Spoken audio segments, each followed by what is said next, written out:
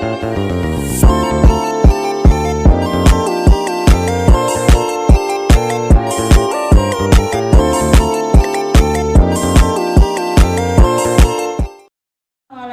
warahmatullahi wabarakatuh.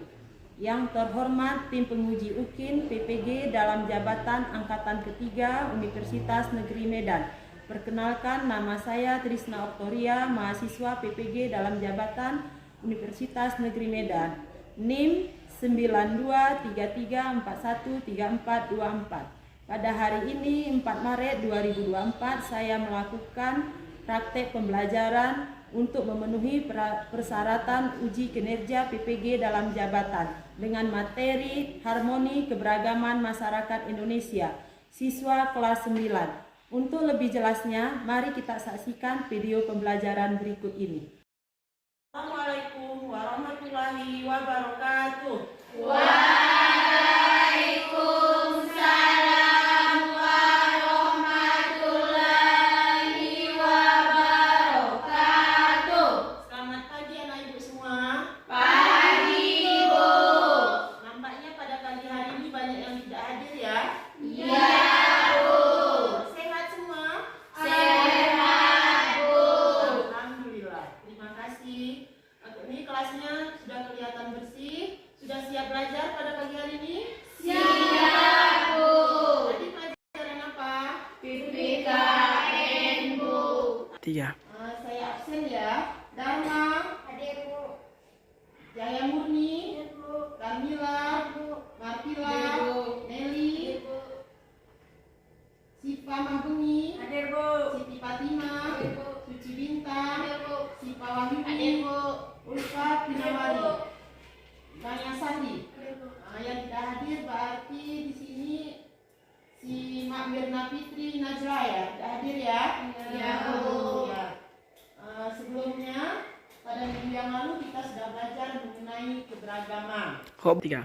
Ini minggu yang lalu, pada bab 4 yang minggu lalu kita sudah menyelesaikan materi kita mengenai keberagaman masyarakat Indonesia. Ya. Sekarang kita lanjut dengan harmoni. Harmoni. Kalian bawa buku semua? Bawa, Bu. Sudah siap belajar kan? Siap, Bu. Tadi malam ada baca buku? Ada, Bu. Silakan kita sebelum memulai pelajaran, alangkah baiknya kita berdoa terlebih dahulu. Silakan pimpin doa ketua kelas. Bismillahirrahmanirrahim.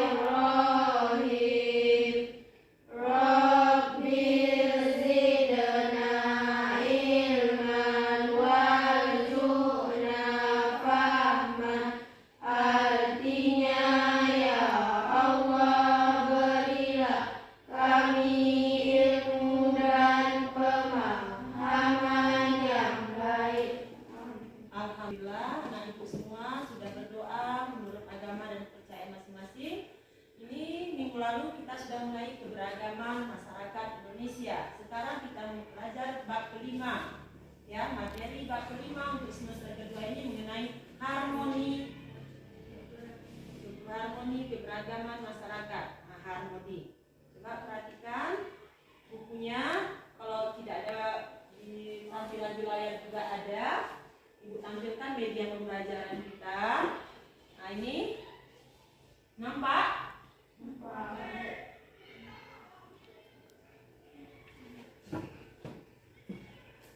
Ya. Nampak kan tampilannya? Kurang. Ini sudah kurang. Yang pertama, tujuan kita belajar ini yang pertama mensyukuri dan memahami makna keberagaman masyarakat Indonesia. Lanjutan minggu lalu juga, ya kan? Keberagaman, masih ingat itu keberagaman? Apa itu? Ini pelajaran yang ini akan kita lakukan mengenai harmoni dalam keberagaman masyarakat Indonesia. Yang pertama, mensyukuri dan memahami makna keberagaman masyarakat Indonesia dalam bidang sosial, budaya, ekonomi, gender, dalam bingkai Bhinneka Bhinneka Tunggal Ika. Yang kedua, menganalisis dan memetakan permasalahan keberagaman masyarakat Indonesia. Yang ketiga, menemukan dan menganalisis berbagai akibat dari masalah yang timbul dari keberagaman masyarakat Indonesia. Yang keempat, memahami, menganalisis, berperan aktif sebagai seorang pelajar dalam upaya penanggulangan menyelesaikan masalah yang timbul dalam keberagaman masyarakat Indonesia. Nah, ini kita lanjut.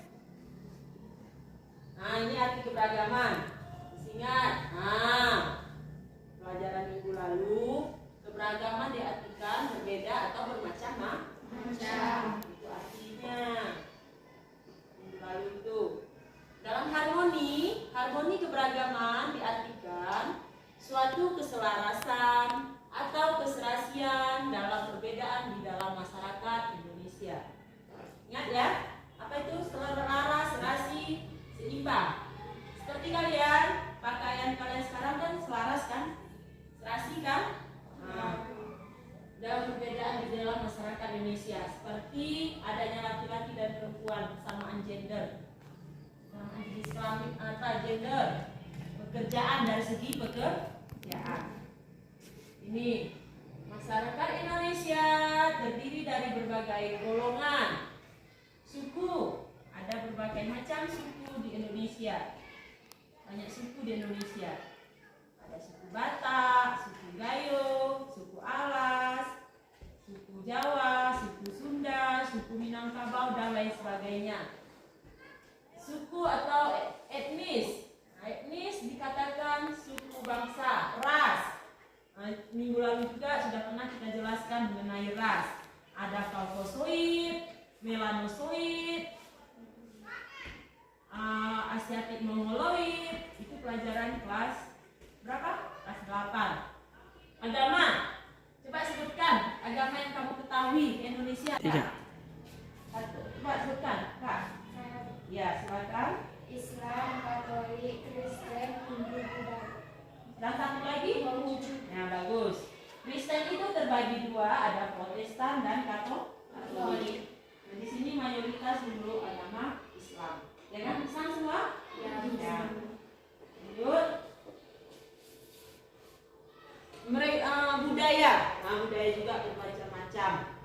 Ya. Setia. Budaya juga bermacam-macam. Ya. Ada budaya mengenai adat perkawinan, ada budaya mengenai kelahiran, ada budaya tentang kematian, ada budaya masing-masing daerah.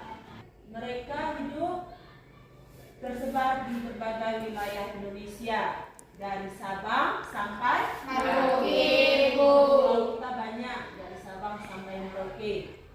Ya, pulau kita terdiri banyak sekali dari Sabang. Kalian kita terletak di pulau mana? Katakan Bu. Pulau mana? Pulau Sumatera, Bu. Ya, kita terletak di Pulau Sumatera. Provinsi apa? Aceh, Bu. Kabupaten Kaluas, Bu. Di sini, ini di sini banyak suku, ras, agama, dan budaya berbeda-beda. Kalian sudah mengamati, sudah melihat di lingkungan tempat tinggal kita. Di lingkungan tempat tinggal ada tetangga yang suku Jawa, suku Batak, suku Minang. Agamanya juga ada agama Katolik, ada agama Protestan. Itu sudah kamu amati di lingkungan kita. Lanjut. Iya. Jumlah penduduk Indonesia mencapai 250 juta dan tersebar di pulau-pulau di seluruh wilayah Indonesia. Wilayah ditempati memiliki kondisi geografis yang berbeda dan bervariasi. Misalnya ada yang tinggal di daerah pedesaan dan perkotaan. Kalau kita ini masih di Pedesaan. masih di pegunungan. Kita terletak di dataran tinggi, yaitu di daerah pegunungan. Di daerah pegunungan, Kabupaten Gayo Luas. Nah, ini dari segi mata pencarian. Ini gambar apa? Petani. Ini mayoritas penduduk kita adalah Petani. Di daerah lingkungan tempat tinggal kita, mayoritas adalah petani. Ya, dalam kehidupan ekonomi, masyarakat pedesaan mengolah lahan milik mereka atau orang lain. Lingkungan kalian juga begitu. Ada orang tua kalian kan petani, mungkin ada orang tuanya bekerja di lahan sendiri atau di lahan orang lain. Istilahnya bekerja di ladang orang lain, itu lahan orang lain untuk mencukupi kebutuhan. Nah, manusia itu harus memenuhi kebutuhan. Ada 3 kebutuhan yang harus dipenuhi: kebutuhan pangan, sandang, dan rumah. Kita manusia pasti butuh makan, butuh pakaian, dan butuh tempat tinggal. Itu ketiga unsur itu butuh tempat tinggal, juga 3 unsur. Untuk mencukupi kebutuhannya, mereka menjual hasil olahan mereka di sekitar tempat tinggal, bahkan kota. Misalnya, sekarang harga cabai dan harga beras mahal. Otomatis hasil pertanian juga, hasil pendapatan orang tua kalian meningkat. Mayoritas di sini orang tuanya petani kan? Ya. Mayoritas orang tuanya petani. Otomatis pendapatan kalian juga meningkat. Harga cabai sekarang mahal, otomatis pendapatan juga meningkat. Ya, nah, itu kebutuhan. Ini biasanya dijual kemana hasil pertanian? Hasil pertanian Ke pasar, Bu. pasar. Lanjut. Nah, demikian pula sebaliknya. Masyarakat kota dapat membeli hasil masyarakat desa. Orang kota biasanya tidak ada yang bertani. Iya. Jika kebutuhan pokok seperti gula, minyak goreng, dan kebutuhan pakaian itu biasanya dijual di kota. Otomatis hasil pertanian yang ada di desa dijual, memenuhi kebutuhan untuk membeli kebutuhan pokok tadi seperti minyak goreng, gula, dan pakaian itu dijual di kota. Ya, sebaliknya. Atau menjual hasil produksi yang digunakan oleh masyarakat desa, misalnya di sini dikatakan traktor. Traktor dibuat oleh masyarakat kota. Mesin penanam padi, mesin penebar pupuk, semprotan hama itu dijual di kota. Pupuk, biasanya kan petani butuh pupuk kan? Ya. Nah, petani biasanya butuh pupuk. Ya, petani biasanya butuh pupuk untuk menyuburkan tanaman. Butuh sekarang orang sudah jarang mencampur, menggunakan mesin traktor. Ada juga sekarang canggihnya mesin penanam padi. Tapi sekarang di tempat kita belum ada kan mesin penanam padi, masih menggunakan tenaga manusia. Kecuali mesin panen, ya. Untuk panennya baru menggunakan mesin. Alat semprot hama. Nah, alat semprot hama. Nah, lanjut lagi. Keberagaman masyarakat Indonesia juga mencakup keberagaman gender. Gender itu apa? Nah, bagus. Ulang lagi tangannya. Coba ulang lagi. Coba ulang lagi. Jenis kelamin, Bu. Oh, bagus. Itu jenis kelamin, yaitu seperangkat peran, perilaku, kegiatan, dan atribut layak bagi laki-laki maupun perempuan dikonstruksi secara sosial suatu masyarakat. Ini WHO, Organisasi Kesehatan Dunia, yang kepanjangannya World Health Organization. Ya,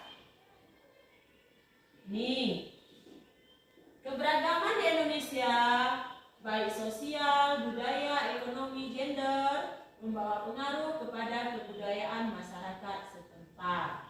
Nah, ini mempunyai pengaruh. Keberagaman di Indonesia, baik sosial, budaya, ekonomi, gender, membawa pengaruh kepada kebudayaan.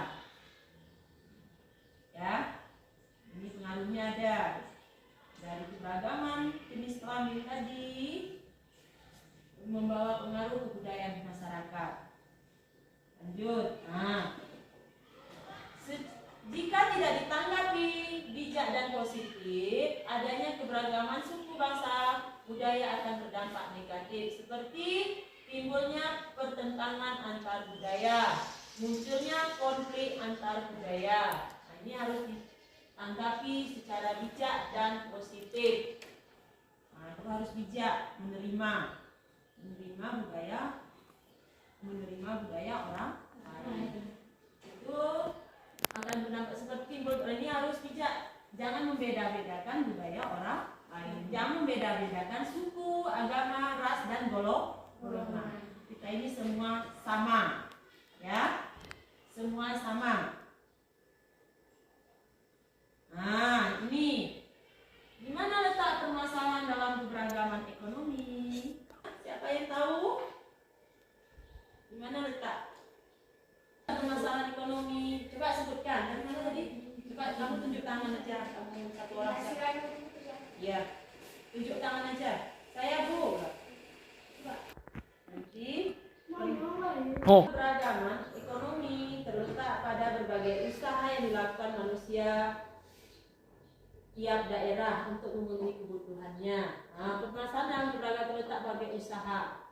Usahanya tadi sudah disebutkan, ada petani, pedagang, ada yang pekerja buruh, ada yang pegawai negeri, dan sebagainya. Itu terletak pada berbagai usaha yang dilakukan. Ada usahanya di rumah, orang tua kita sebagai petani, ya kan? Ada yang pedagang. Lanjut. Nah, di mana terletak permasalahan keberagaman gender? Nah, di mana? Presiden kita yang ke-6, Susilo Bambang Yudhoyono, dalam kehidupan sosial kultur masyarakat Indonesia, laki-laki cenderung dipandang lebih tinggi derajatnya dibandingkan perempuan. Di mana-mana kalau laki-laki itu lebih tinggi derajatnya. Hal tersebut merupakan dampak pandangan masyarakat sehingga dapat menghambat kegiatan perkembangan pola pikir seorang perempuan. Hal itu tersebut merupakan dampak pandangan sehingga dapat menghambat kegiatan perkembangan pola pikir perempuan. Ini yang derajatnya lebih tinggi, yang enggak. Gender yang digambar 126 itu gambar pahlawan. Ada nampak di buku kalian? Ada. Nah, itu pahlawan wanita semua. Itu tokoh. Dan mereka sama-sama laki-laki dan perempuan sama-sama. Itu pola pikirnya. Nah, keberagaman yang ada di Indonesia sering menimbulkan konflik. Apa itu konflik? Coba yang jawab, tunjuk tangan. Nah, bagus. Konflik itu adalah permasalahan. Sejatinya, hal tersebut dapat dikendalikan dan diatasi apabila perbedaan kebudayaan dan keberagaman tersebut dikelola dengan baik, sehingga harmoni dalam keberagaman dapat tercipta. Nah, di sini keberagaman Indonesia sering menimbulkan konflik atau permasalahan karena beraneka ragam suku, bangsa, agama, budaya, sehingga menimbulkan konflik atau permasalahan. Kita baca lagi, lanjut. Salah satu upaya atau strategi yang dapat dilakukan untuk mengharmonisasikan budaya sosial budaya adalah menggunakan kearifan lokal. Apa itu kearifan lokal? Ada yang tahu? 3. Apa itu kearifan lokal? Saya Bu. Ya, Mencintai budaya sendiri. mencintai budaya sendiri. Apa lagi? Saya Bu. Mencintai produk lokal. Oh, mencintai produk lokal atau mencintai buatan Indonesia. Itu kearifan lokal. Contohnya apa? Budaya apa? Contohnya Lokal. apa produk lokal dan kamu lihat nyata dalam lingkungan kamu apa? Produk anak. Kalau Minuman Bu. apa itu? Minuman. Aqua, Bu. Aqua. Apa lagi? Apa lagi? Kalau produksi dari pakaian. Baju. Batik. Oh, bagus. Batik. Kalau kita di sini apa? Ciri khas kita? Kerawang. Ciri khas masyarakat Gayo Aceh itu namanya motif Kerawang. Motif Kerawang itu juga produk lokal, kearifan lokal, budaya lokal. Itu kearifan lokal itu harus kita lestarikan. Jangan kita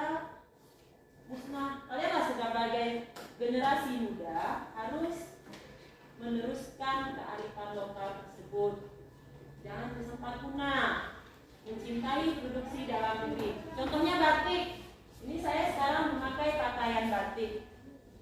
Kamu lihat di rumah orang tua kamu pakai daster, banyak dasternya apa? Batik, ya kan? Ya, Pakai daster batik. Kalau pergi ke kondangan atau orang pesta, bapaknya biasanya pakai kemeja apa? Batik. Itu masuk lokal juga ciri khas masyarakat Indonesia. Kalau orang barat kan nggak ada pakai batik, mereka sekarang mulai pakai batik, tertarik dengan pakaian kita yaitu batik. Kamu juga setiap hari Rabu dan Kamis pakaian batik. Nah, itu ciri khas atau kearifan lokal. Oke. Pemerataan pembangunan dilakukan pemerintah merupakan salah satu strategi misalkan permasalahan keberagaman ekonomi. Itu termasuk upaya untuk menyelesaikan permasalahan keberagaman ekonomi. Sekarang ibu kota negara kita sudah mulai pindah ke Kalimantan. Otomatis ada pemerataan dalam bidang ekonomi, kehidupan masyarakat di Pulau Jawa dengan Kalimantan. Sekarang pembangunan dikhususkan ke Pulau Kalimantan. Nah, itu juga pembangunan strategi misalkan permasalahan keberagaman ekonomi. Sekarang gitu. Semua sekarang fokus pembangunan ke Pulau Kalimantan karena ibu kota negara sekarang mulai bulan Juni atau Agustus nanti Presiden sudah mulai bekerja di Kalimantan. Bukan Jakarta lagi ibu kota negara, akan tetapi Kalimantan Timur ya. Nah ini berikut ada program strategi menyelesaikan permasalahan keberagaman gender. Program kesetaraan gender terintegrasi dalam berbagai program kegiatan dari sektor pembangunan. Meningkatnya perlindungan perempuan dari berbagai tindak kekerasan. Nah, ini program kesetaraan gender terintegrasi dalam berbagai program dalam kegiatan dari sektor pembangunan. Sekarang dari sektor pembangunan juga itu sama antara laki-laki dan perempuan. Dari segi pekerjaan, laki-laki juga ada sebagai koki, perempuan juga ada sebagai sopir, sama jadi dari segi pekerjaan. Perlindungan perempuan, nah, sekarang nggak boleh kekerasan terhadap perempuan. Ada undang-undang yang mengatur kekerasan terhadap perempuan dan anak. Tidak boleh melakukan kekerasan terhadap perempuan dan anak. Tidak boleh ya. Ada undang-undangnya. Tindakan yang dilakukan untuk menangkal kesenjangan gender dalam pekerjaan domestik adalah membuat pembagian kerja atau tugas antar anggota keluarga. Nah, tindakan yang dilakukan untuk menangkal kesenjangan gender.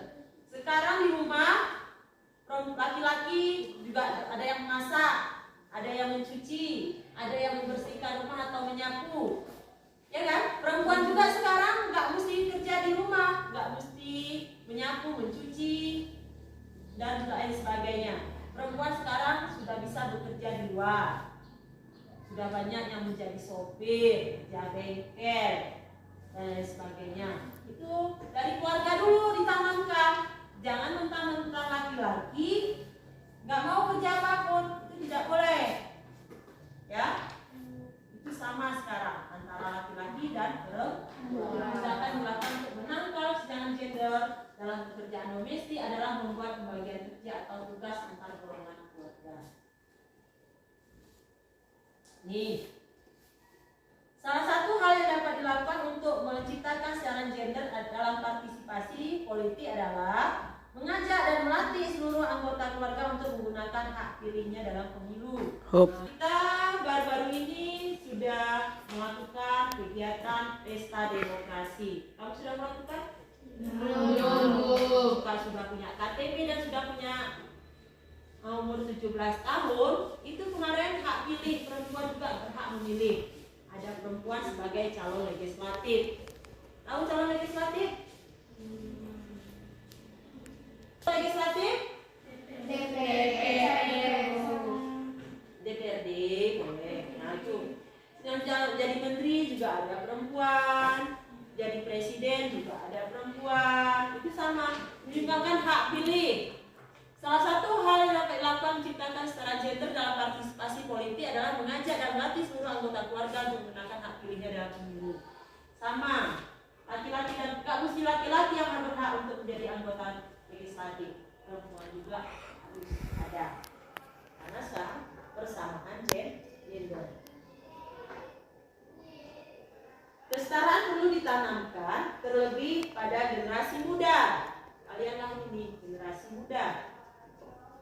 Kalianlah generasi penerus bangsa. Dengan memberikan pemahaman bahwa anak perempuan mempunyai kesempatan yang sama mendapatkan pendidikan hingga jenjang. Nah, ini seperti di gambar yang kamu lihat, gambar pahlawan itu sama-sama pejuang, tokoh pejuang wanita. Tokoh pejuang wanita, kesetaraan perlu ditanamkan terlebih pada generasi muda dengan memberikan pemahaman bahwa anak perempuan mempunyai kesempatan yang sama mendapatkan pendidikan hingga jenjang yang lebih tinggi. Nah, anak perempuan juga jangan mau ketinggalan dengan laki-laki. Oh, iya. Lanjut. Ya. Sudah lanjut lagi ya.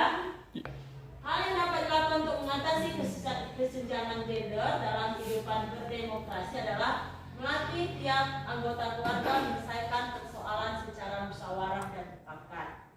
Nah, di rumah ada melakukan musyawarah?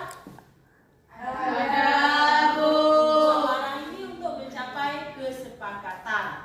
Sesuai dengan sila keberapa? Musyawarah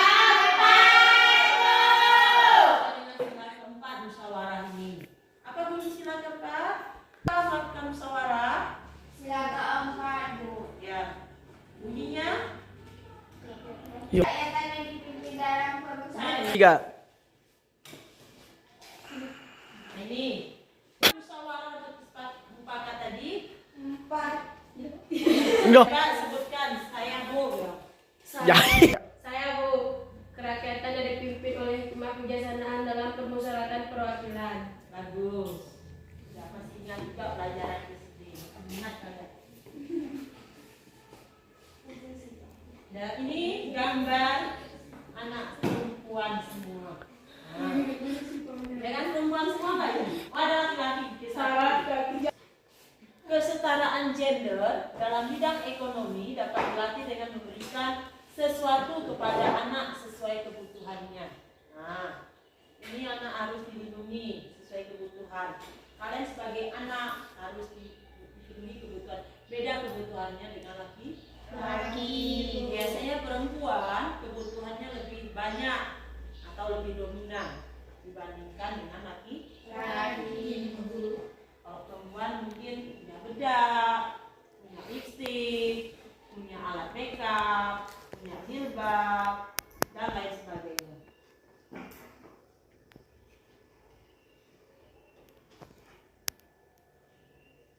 Sudah? Di sini ada yang mau ditanyakan? Silakan. Ada yang bertanya? Sudah jelas? Kalau sudah jelas, saya yang bertanya, saya akan memberi soal kepada kalian. Ya? Kalau nggak ada yang bertanya, saya akan memberi soal kepada kalian. Oh, Bu. Ini coba perhatikan. Ada soal saya berikan. Kalian jawab masing-masing. Nanti tugas rumah kerja kalian di tugas mandiri kalian lakukan di buku latihan. Di buku juga mungkin ada tugas mandiri 5.5.3 di halaman 123, di halaman 125 dan 127. Oh. Tugas mandiri kalian.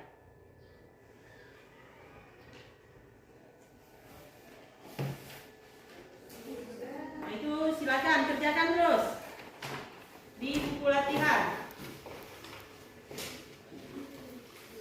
Contoh mata pencarian di mana keadaan di daerah tempat tinggal kalian apa mata pencariannya? Nah, ini mata pencariannya bisa tani.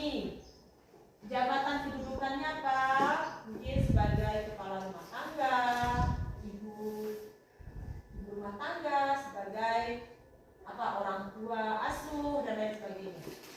Jabatan kedudukannya apa? Misalnya perangkat desa pun boleh, sebagai kepala dusun, ya kan? Ya. Sebagai kepala desa, sebagai kepala RT, RW, dan lain sebagainya. Yang ini contoh bentuk kegiatan ekonomi pasar tradisional. Kamu ceritakan keadaan pasar tradisional itu. Apa yang dilakukan kegiatan orang pasar tradisional?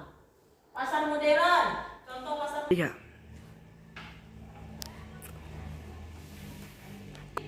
Pasar tradisional. Contohnya di pasar bagaimana? Pasar modern, swalayan. Kamu ceritakan keadaan swalayan. Lalu perbankan. Kamu ceritakan keadaan perbankan.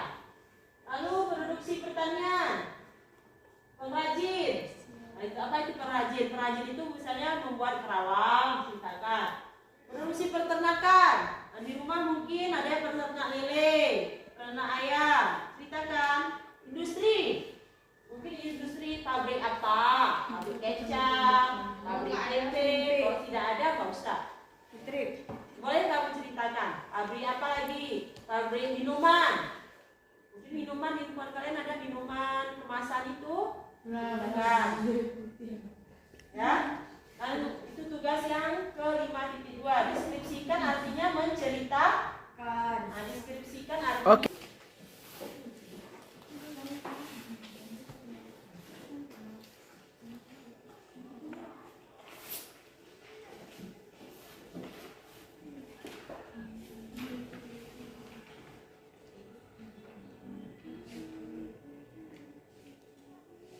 Tugas yang ketiga, profesi anggota keluarga. Namanya siapa? Nama, misalnya namanya Ani. Hubungan keluargamu misalnya sepupunya. Jenis kelamin perempuan. Profesi misalnya dokter. Tugasnya apa dokter itu? Hubungan keluarga abang. Jenis kelamin laki-laki. Profesi guru. Tugas guru itu bagaimana? Kamu jelaskan.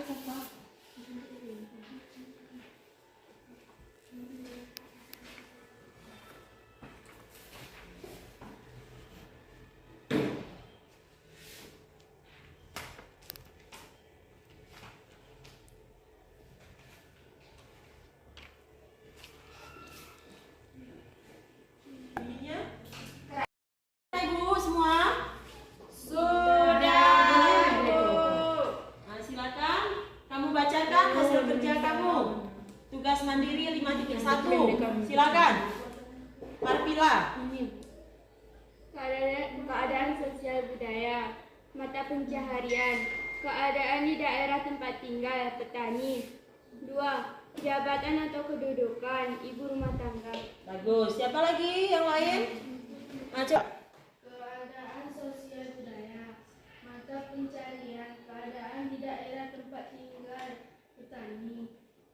Keadaan sosial budaya, jabatan, kedudukan, keadaan di daerah tempat tinggal, desa. Mau tinggal di desa atau mata pencariannya petani. Kalau mata pencariannya sebagai nelayan, tempat tinggalnya di daerah pantai. Siapa lagi yang selesai yang tugas mandiri 5.2? Ya. Silakan Kak, bacakan tugas mandiri 5.3. Nama Tamrin, hubungan Iya. nama Mareman, hubungan keluarga ayah, jenis kelamin laki-laki, profesi petani, tugas atau peran kepala keluarga. Bagus, berarti kamu sudah paham soal yang Ibu berikan. Kalian sudah mulai mengerti hubungan keluarganya, jenis kelaminnya, profesinya, dan perannya apa. Nah, peran itu petani itu sebagai bisa menggarap sawah, nelayan, menangkap ikan, dan lain sebagainya. Kalau profesi sebagai saya guru, tugasnya mendidik dan mengajar siswa. Ibu rumah tangga, tugasnya mengurus semua pekerjaan rumah. Semua, dari kebutuhan anak, kebutuhan bapaknya, kebutuhan dan lain sebagainya. Itu ibu rumah tangga. Mungkin dari kita sebagai wanita di sini, otomatis semua mengalami sebagai ibu rumah tangga, Bu. Sudah? Sudah jelas semua? Sudah, Bu. Ini materi pelajaran kita untuk pada pagi hari ini. Mudah-mudahan dapat dipahami, dapat dimengerti. Sebelum saya tutup, perhatikan dulu, saya ulangi lagi. Ya, intisari pelajaran kita tadi. Bisa kamu cerna di rumah, bisa kamu terapkan dalam kehidupan sehari-hari, bisa kamu pahami. Saya ulang kembali. Ya, inti dari pelajaran ini, kita sebagai wanita atau kesamaan gender, kebutuhan sosial budaya itu harmoni, harus memiliki keselarasan atau keseimbangan, ya. Nah, kesetaraan gender, ekonomi itu kesetaraan sosial budaya, harmoni dalam gender, harmoni dalam keberagaman ekonomi, harmoni dalam keberagaman sosial budaya. Nanti contohnya sudah ada di dalam buku semua. Intinya kalian harus memiliki keselarasan atau keseimbangan, ya. Nah, supaya hidup kita lebih sejahtera, lebih bermanfaat bagi masyarakat, lebih bermanfaat bagi bangsa dan negara. Nah, itu harus memiliki keselarasan di antara ketiga tersebut. Tadi ingat ya. Nah, ini harmoni dalam. Nah, ini dikatakan harmoni tadi, ingat ya, kesetaraan, ya. Nah, ini dikatakan kesetaraan. Ini dalam sosial budaya. Ini kesetaraan, gender, apalagi tadi sosial budaya dan ekonomi. Tiga ini harus kamu terapkan dalam kehidupan sehari-hari. Itu sampai kamu dewasa nanti, sampai kamu berumah tangga nanti, kamu harus menyelaraskan, harus menyeimbangkan tiga ini, sehingga kebutuhan hidup kita bisa terpenuhi dengan baik. Ya, sudah cukup. Saya akhiri pelajaran pada pagi hari ini. Mudah-mudahan untuk seterusnya kalian bisa memanfaatkan materi pelajaran ini dengan semaksimal mungkin. Saya akhiri. Billahi taufiq wal hidayah. Assalamualaikum warahmatullahi wabarakatuh. Ya. Waalaikumsalam warahmatullahi wabarakatuh. Isi tunggu gurunya di dalam kelas, jangan ada yang berkeliaran dan jangan ada yang ribut. Ya, Bu.